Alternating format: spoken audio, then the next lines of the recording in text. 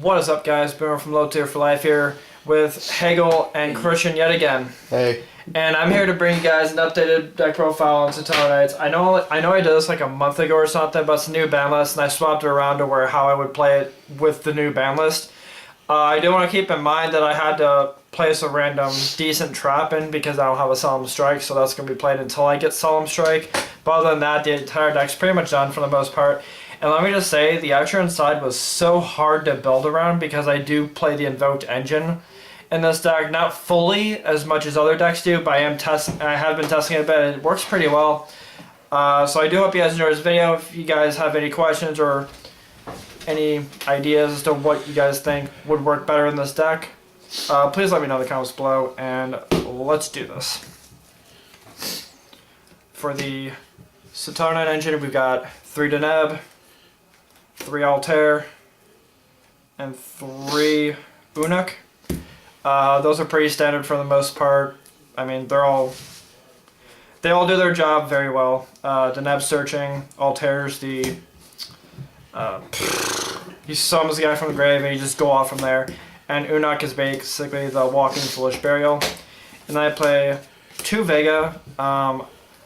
I play 2 Vega over 3 because I think 3 is a bit inconsistent. Like, you're not, like, it's a Marauding Captain. It's a good card, but, like, I'm not consistently drawing my monster in the hand. I'm mostly getting it from the graveyard for the most part. I'm getting them to the graveyard as fast as possible. So I think Vega's kind of at best. I just don't really like 3. I think 3 clogs way too much. And then for the non-Tellarknight cards, we've got 2 Alistair and 1 Maxi. Again, I'm not building like the complete Invoked engine only because I literally cannot find room for it. So I decided to just go with 2 Alistair and the 1 Maxi is because it's limited, which I'm personally very happy about. It's now basically a Saki card whenever you top deck it. So spells, we've got 2. God damn it. Skybridge. Thank you. I'm sorry. My mind's like all over the place today. I play 2 Skybridge because 3 clogs, and it definitely helps set up for a power play whenever you want to push for that extra summon and just go off, basically.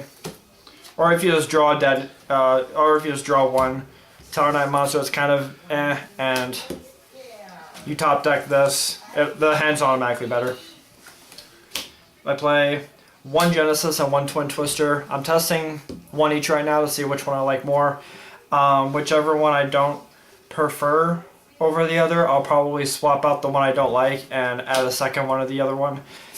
For me, my only problem with Genesis is the fact that it's a bit situational, but not too situational, and the fact that I have to select an exact number of spell and traps on the field, and if I don't have that, I can't activate it, which is kind of crappy, but it's still a good card. I like it. 1H has been served me fairly well for the most part. I play double Invocation and 1 Magical Meltdown because I really don't need more than 1 Meltdown because I'm only playing 2 Invocation. And it deck thins enough with 2, 2, and 1, only because of something happens with one of my Invocations and one of my Alistairs.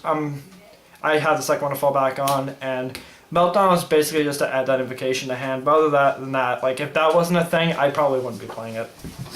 It's just an extra option for the deck if I can't do anything else with my Tellarknights. Then for the 1-ofs, I play 1 Book of Moon because I still think Book of Moon is really good. Play 1 Instant Fusion because Norton's still really good. I play 1 My Body as a Shield because Regeki and Double Dark Hole is a real pain in the ass. And this deck doesn't have a whole lot of ways to counteract Dark Hole Regeki except this card, and honestly this card is very underrated. I like it a lot. Speaking of Regeki, I play 1 of that because it's Regeki, 1 Rhoda because Searching's power, and 1 Soul Charge because late game top decking this is really cool.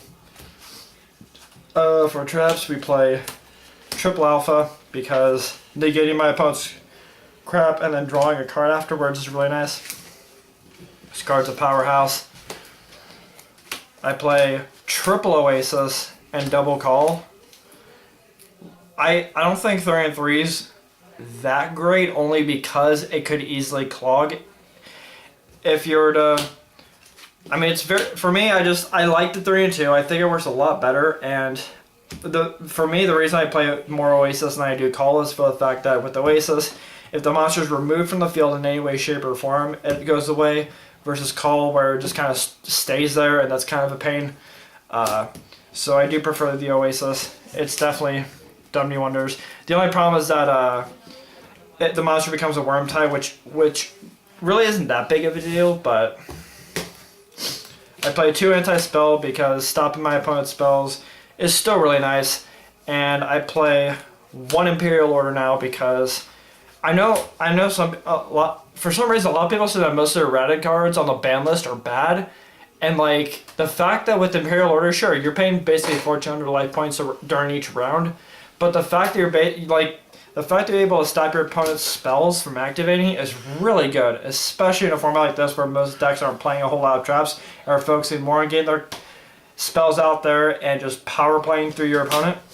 Plus, this card's very similar to me to Vanity's Emptiness for the fact that you want to be kind of fairly careful with when you activate this card, but when you do activate this card, you're gonna really crop on your opponent depending on what deck they're playing.